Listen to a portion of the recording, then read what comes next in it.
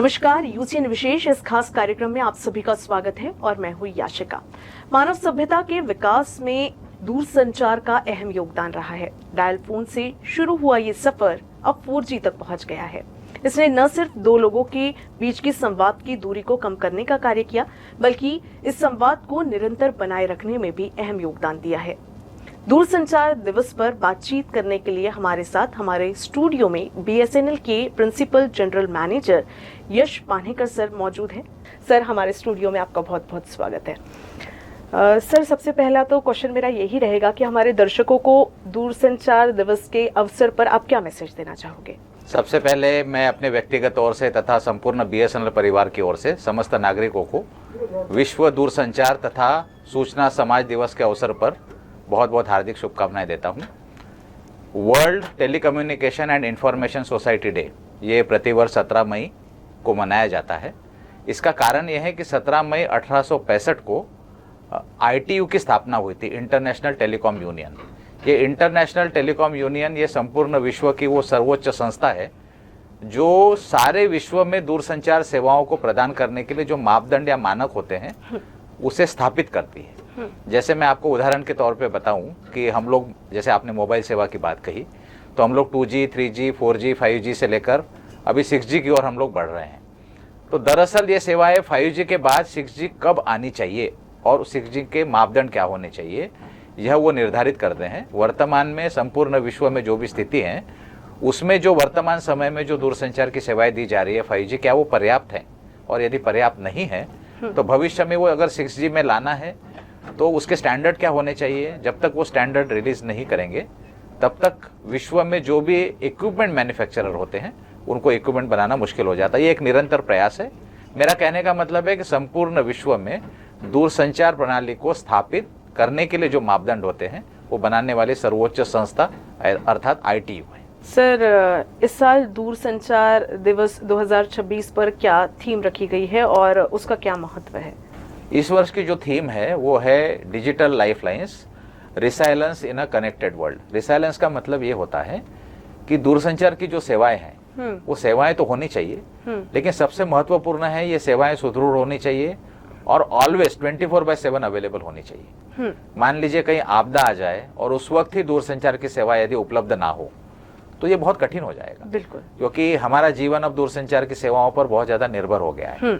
हाल फिलहाल तक ऐसा था कि हम केवल दूरसंचार की सेवाएं इस्तेमाल करते थे, लेकिन अभी आपने ये देखा कि इवन एंटरटेनमेंट जो है वो भी अब दूरसंचार की सेवाओं पर निर्भर हो गया है। इसलिए बहुत जरूरी है कि ये सुदृढ़ हो, सक्षम हो और अबाधित रहे, हमेशा हमें उपलब्ध रहे।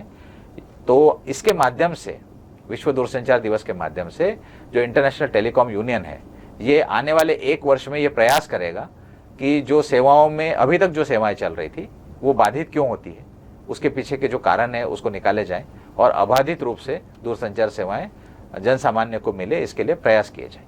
और सर, BSNL इस दिशा में किस तरीके से कार्य कर रहा है, थोड़ा आपसे देखिए, दरअसल हमको इसका एक ब्यौरा ये लेना पड़ेगा, क्योंकि आप जानती हैं कि आज के ज़माने में अगर किसी क्षेत्र में दूरसंचार की सेवाएं उपलब्ध ही ना हो तो उस क्षेत्र का सर्वांगीण विकास होना बहुत कठिन है। बिल्कुल, क्योंकि दूरसंचार की सेवाएं जो है वो हर क्षेत्र में वो पूरक होती है। yes. आप शिक्षा ले लीजिए, स्वास्थ्य ले लीजिए, प्रशासन लीजिए, डिफेंस लीजिए, हर जगह दूरसंचार सेवाओं का महत्व काफी अधिक है। बिल्कुल, अगर विश्व स्तर पे हम देखें तो आज विश्व की जो लोक संख्या है वो करीब करीब 830 करोड़ के करीब करीब होगी, लेकिन अभी भी यह माना जा रहा है कि लगभग 170 से 180 करोड़ लोग ऐसे हैं जिन्हें किसी प्रकार की कोई भी दूरसंचार सेवाएं नहीं है।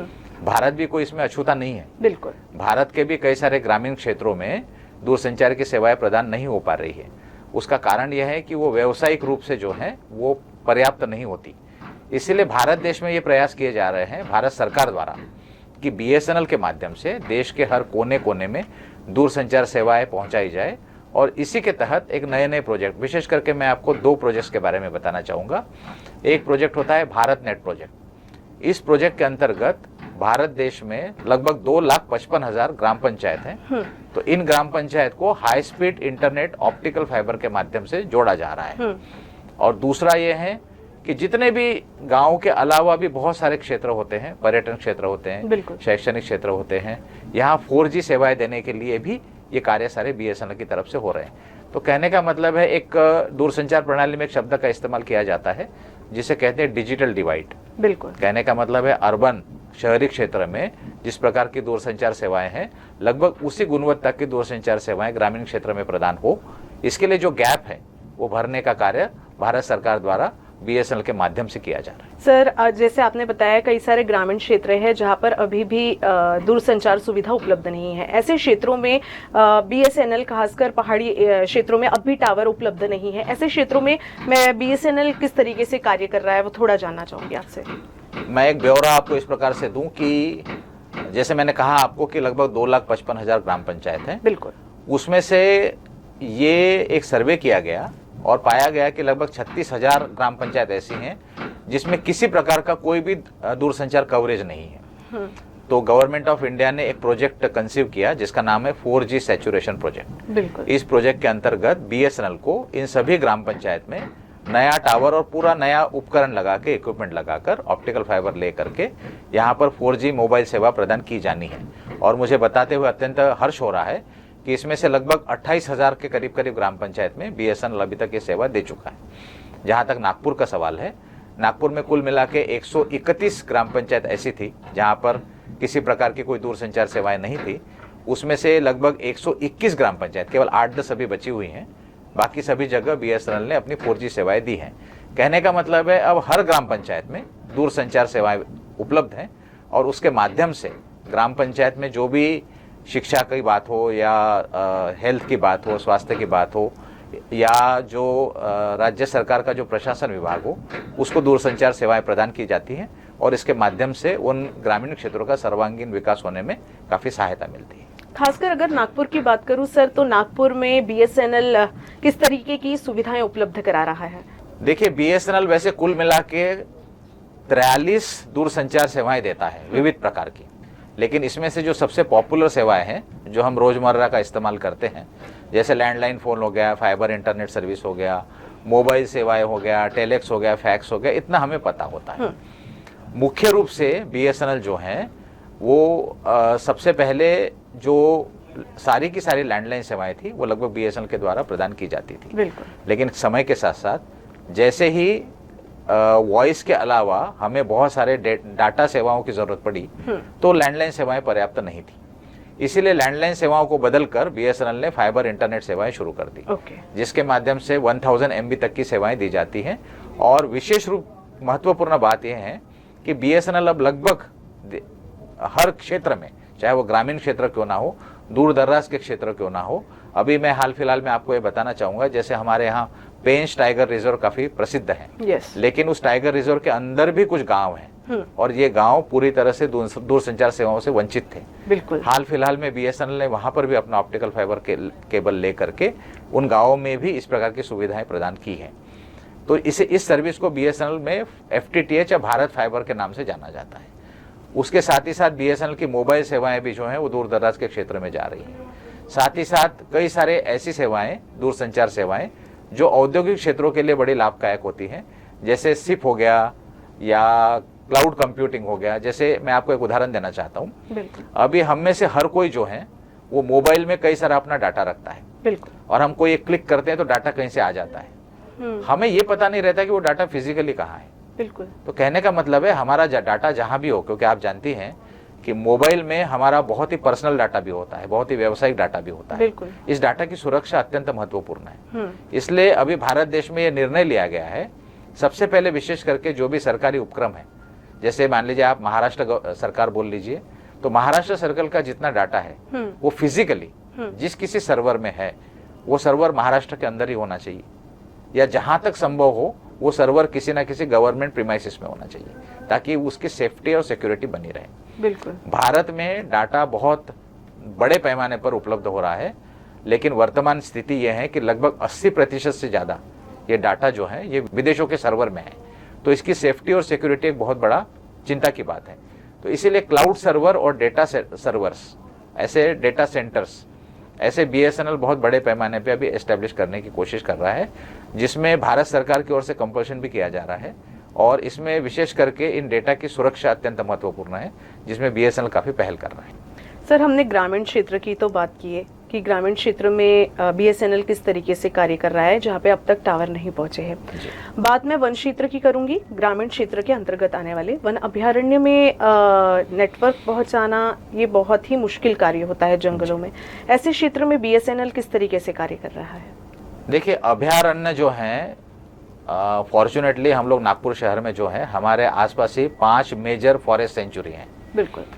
और फॉरेस्ट में एनवायरनमेंट और वाइल्ड लाइफ को प्रोटेक्ट करना ये फॉरेस्ट अधिकारियों की भी जिम्मेदारी है, जिसकी वजह से फॉरेस्ट में किसी प्रकार का इंफ्रास्ट्रक्चर डेवलप ना हो, ये फॉरेस्ट अधिकारियों की शुरू से पहल रही है। बिल्कुल।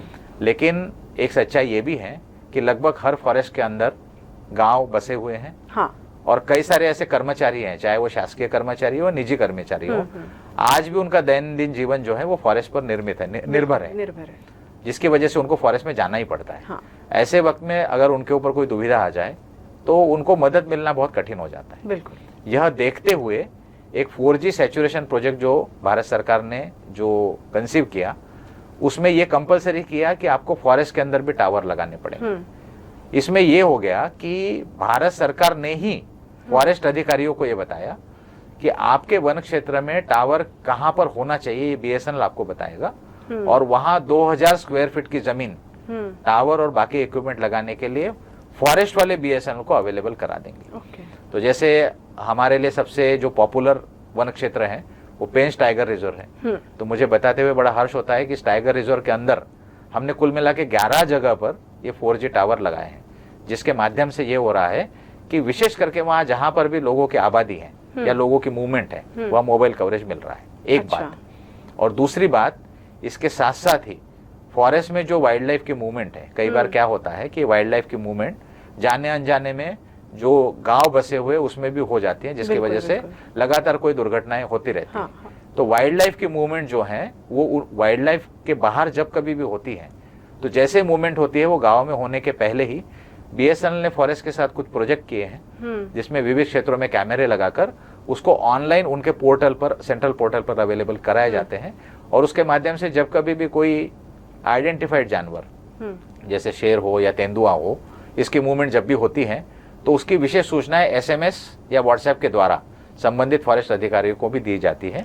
और आप अगर देखेंगे कि गाँव में आजकल एक कुछ हॉर्न भी लगे हुए हैं, साउंड सायरन लगे हुए हैं।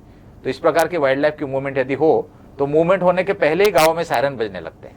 ये तो बहुत अच्छा। ये सब एआई के टूल्स के कारण हो रहा है। तो जिसके वजह से जो गांव में बसे हुए लोग हैं उनको एक प्रोएक्टिव अलर्ट मिल रहा है, जिससे इस प्रकार की घटनाओं को थोड़ा सा कंट्रोल किया जा सके। सर, सबसे ज्यादा कठिन परिस्थिति तब होती है जब बाढ़ आ जाती है, एक दूसरे गांव से संपर्क टूट जाता है, बात नहीं हो पाती, वहां पे दूरसंचार सुविधा नहीं पहुंच पाती। ऐसे समय में बीएसएनएल की भूमिका क्या होती है?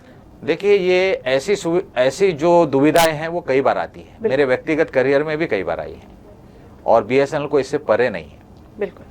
हमारे पास एक बहुत ही उत्कृष्ट सेवा है जिसे हम कहते हैं सैटेलाइट फोन सर्विस, क्योंकि ये सैटेलाइट फोन सर्विस जो है इस प्रकार के जो आबादित क्षेत्र होते हैं उसमें दूरसंचार सेवाएं देने में बहुत ही कारागर साबित होती हैं। मैं आपको एक और महत्वपूर्ण बात बताना चाहता हूं कि बीएसएनएल का जितना इंफ्रास्ट्रक्चर होता है, चाहे बिल्डिंग्स हो चाहे टावर्स हो, इसके बहुत ही सशक्त मापदंड है।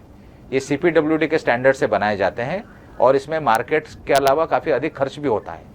और कई बार ऐसा हुआ है, जैसे केरला में जो बाढ़ आई थी या गुजरात में जो भूकंप हुआ था, उस वक्त ये पाया गया है कि शहर दुर्घटना से ग्रस्त हो गए थे, लेकिन बीएसएनएल की जो इमारतें हैं और टावर हैं वो लगभग वैसे इंटैक्ट थे।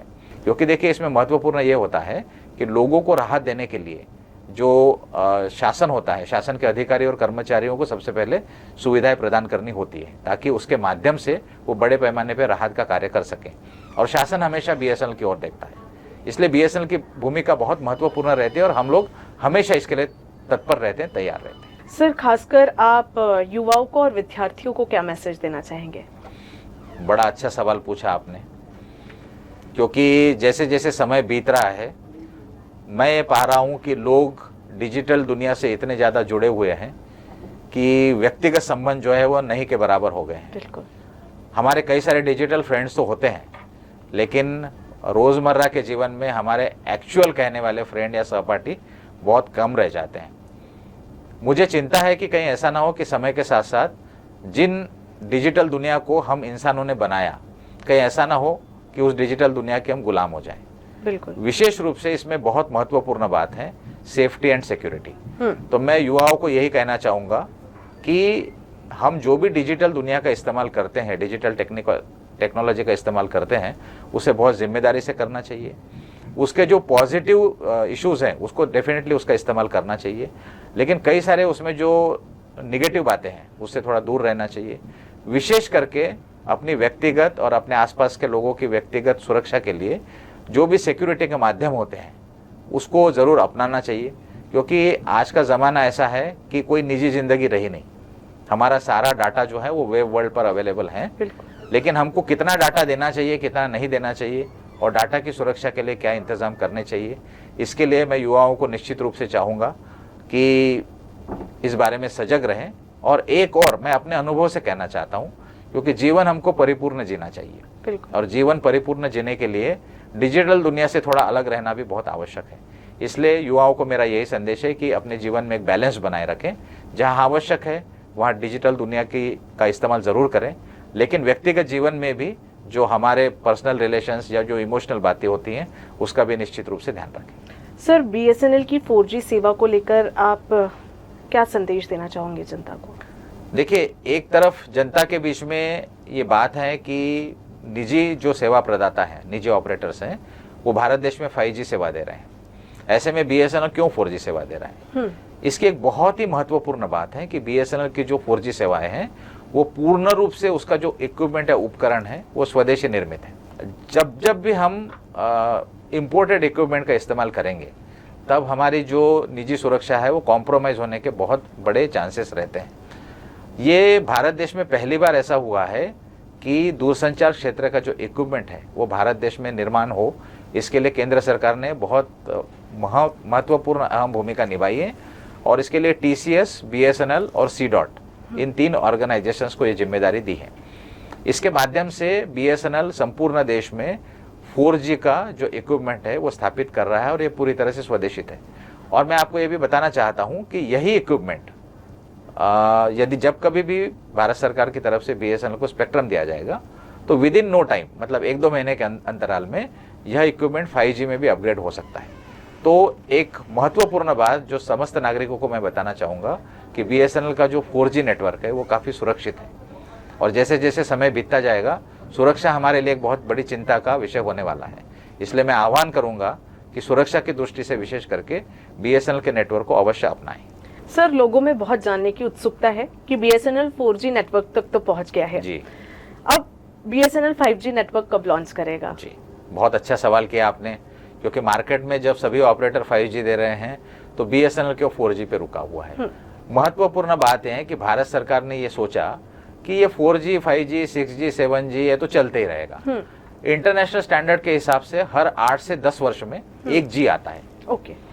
तो क्योंकि उस प्रकार की सेवाओं की उस वक्त ज़रूरत होती है। ओके। लेकिन भारत सरकार ने ये सोचा कि देश की विशेष करके आंतरिक सुरक्षा के लिए ये बहुत ज़रूरी है कि हमारे पास ऐसा इक्विपमेंट हो जो सुरक्षा की दृष्टि से परिपूर्ण हो। अभी तक हम लोग जो अधिकतर इक्विपमेंट लगाते हैं या आज भी हमारे देश में जो प्राइवेट ऑपरेटर्स इक्विपमेंट लगाते हैं वो ज़्यादा करके चाइना या साउथ कोरिया से इम्पोर्टेड रहते हैं। और चूंकि इक्विपमेंट वहाँ के हैं और BSNL ने भी पहले इस इक्विपमेंट को का इस्तेमाल किया है और हम लोगों ने समय समय पे पाया है कि इक्विपमेंट कॉम्प्रोमाइज़ हो जाते हैं। कॉम्प्रोमाइज़ मतलब इसकी सुरक्षा जो है, क्योंकि इक्विपमेंट के मैन्युफैक्चरर जो हैं वो एब्रॉड कंट्रीज़ हैं, तो वहाँ के जो मैन्युफैक्चरर है वो रिमोटली इक्विपमेंट को कंट्रोल कर सकते हैं। तो इसके माध्यम से हमारा जो भी निजी डाटा है वो दूसरों के हाथों में जा सकता है।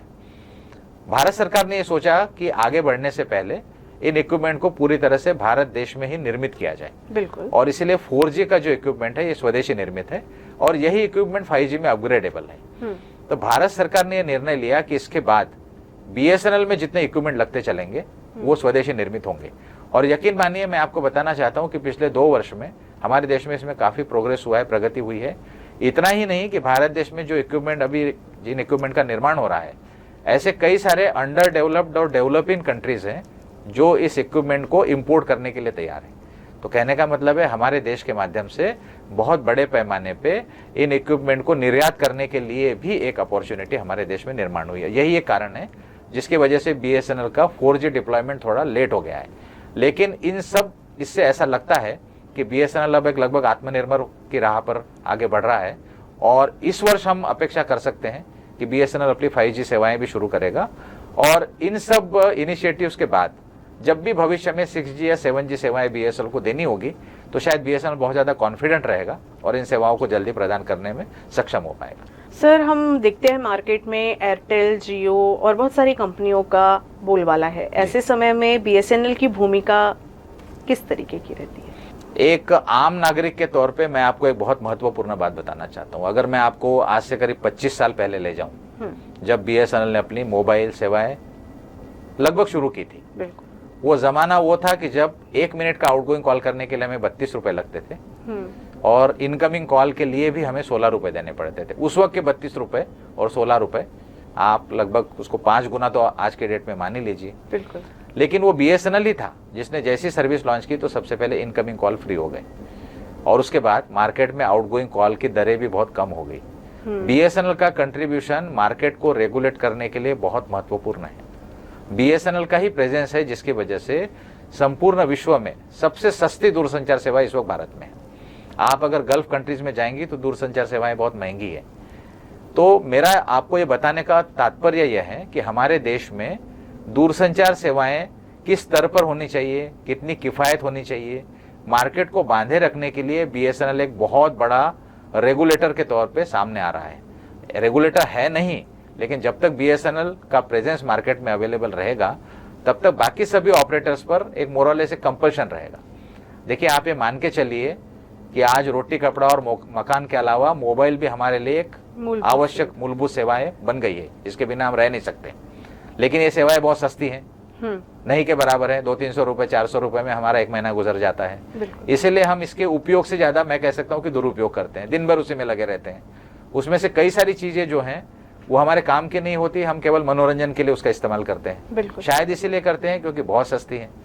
एक आप ऐसा ही एक इमेजिनरी बात आप कर लीजिए, अगर व्हाट्सएप कल को चार्जेबल हो जाए तो देखिए हम लोग व्हाट्सएप के इतने आदी हो गए हैं कि उसके बिना हम रह नहीं सकते। बिल्कुल। लेकिन यदि ये चार्जेबल हो गया तो नेचुरली ये होगा कि हमारे जेब से पैसा ज्यादा जाएगा और ऐसे में हमारा पूरा इकोनॉमिक बैलेंस बिगड़ जाएगा।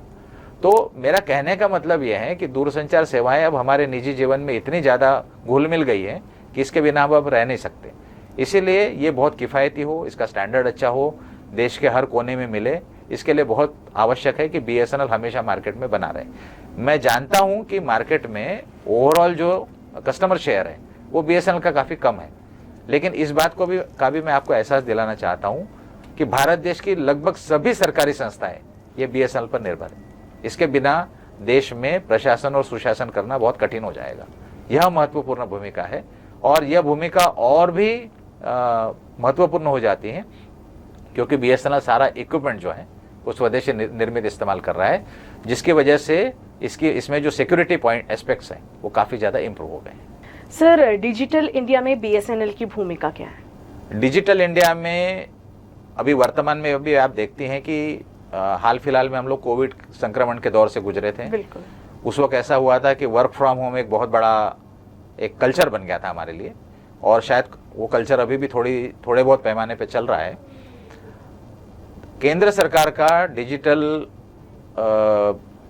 डिवाइड के लिए, मतलब जैसा मैंने आपको पहले बताया कि अर्बन और रूरल के बीच में जो बहुत बड़ा गैप है, तो ये दूरसंचार सेवाएं जो हैं ये बहुत बड़े पैमाने पर पूरक होती हैं सर्वांगीण विकास के लिए।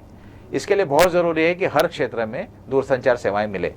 लेकिन जैसा मैंने आपको बताया कि कई क्षेत्र जहाँ पर चाहे उतनी पर्याप्त आबादी नहीं होती या उतना बिजनेस पोटेंशियल नहीं होता, वहाँ विशेष करके प्राइवेट ऑपरेटर कोई निवेश नहीं करना चाहते। तो हमारे देश में कई सारे ऐसे पॉकेट्स हैं जहाँ पर दूरसंचार सेवाएं उपलब्ध नहीं है। ऐसे में केंद्र सरकार ने पहल की है कि इन हर क्षेत्रों में स्टेट ऑफ द आर्ट, बिल्कुल लेटेस्ट जो दूरसंचार सेवाएं जो शहरी क्षेत्रों में होती है वही सेवाएं ग्रामीण क्षेत्रों में प्रदान हो, और इसके लिए BSNL बहुत ही महत्वपूर्ण भूमिका निभा रहा है। हमारे देश के बहुत बड़े बड़े प्रोजेक्ट्स, जैसे एक उदाहरण मैं आपको देना चाहता हूँ कि इसके पहले BSNL ने एक प्रोजेक्ट किया था, उसका नाम था नेटवर्क फॉर स्पेक्ट्रम।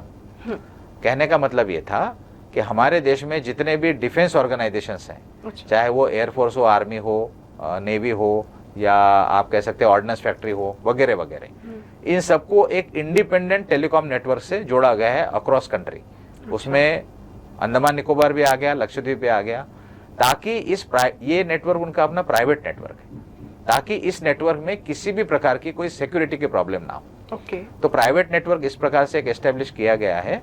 यह नेटवर्क पूरी तरह से BSNL ने एस्टेब्लिश किया है और उसका ऑपरेशन भी BSNL करता है। तो इस प्रकार देश के विविध जो चैलेंजेस होते हैं उसमें BSNL बहुत महत्वपूर्ण भूमिका निभाता है। सर, BSNL अपनी सेवाओं की जानकारी लोगों तक पहुंचाने के लिए किन चीजों की सुविधाएं लेता है? देखिए, मैं समझ सकता हूँ कि ये मार्केटिंग का ज़माना है और कोई भी सेवाएं जब तक बिल्कुल रियल टाइम में हम लोगों तक नहीं पहुँचाए तब तक हमारी सेवाएं कितनी उत्कृष्ट हो, लेकिन लोगों के मन में उस प्रकार का परसेप्शन नहीं हो पाता कि ये सेवाएं उत्कृष्ट हैं।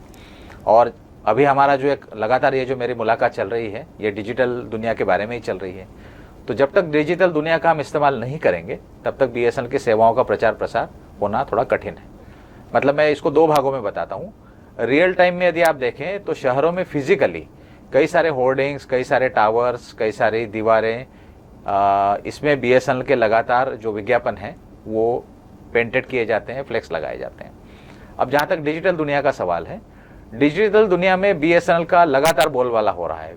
विशेष करके पिछले 5-6 सालों से बहुत AI टूल्स का इस्तेमाल करके सोशल मार्केटिंग की जा रही है। डिजिटल प्लेटफॉर्म का इस्तेमाल करके BSNL की विविध सेवाओं का लगातार प्रचार प्रसार किया जा रहा है, क्योंकि ये एक निरंतर प्रयास है। क्योंकि नई नई स्कीम्स, नए नए प्लान, नई नई टेक्नोलॉजी लगातार लॉन्च होती रहती हैं, तो ये जन सामान्य तक पहुँचे। जैसे आप जानती हैं कि आज हर किसी के हाथ में मोबाइल रहता है, तो जब तक मोबाइल अर्थात डिजिटल दुनिया पर हम एडवर्टाइजमेंट नहीं करेंगे तो BSNL में इसमें काफ़ी पहल हो रही है।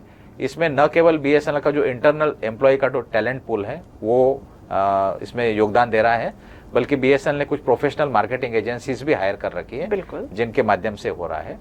इसके अलावा जो यंगर जनरेशन है उसमें BSNL सेवाओं का अधिक प्रचार प्रसार हो, इसके लिए जो स्कूल और कॉलेजेस होते हैं इसमें लगातार हमारे लोग टेक्निकल सेशंस लेते रहते हैं, विविध सेवाओं के बारे में बताते हैं, और देश के कुल मिलाकर जो सर्वांगीण विकास है उसमें BSNL का योगदान कितना महत्वपूर्ण है इसके बारे में यंगर जनरेशन है उनको निरंतर जागरूक करते रहते हैं, बताते रहते हैं। सर, अंत में नागपुर की जनता को क्या आप संदेश देना चाहोगे?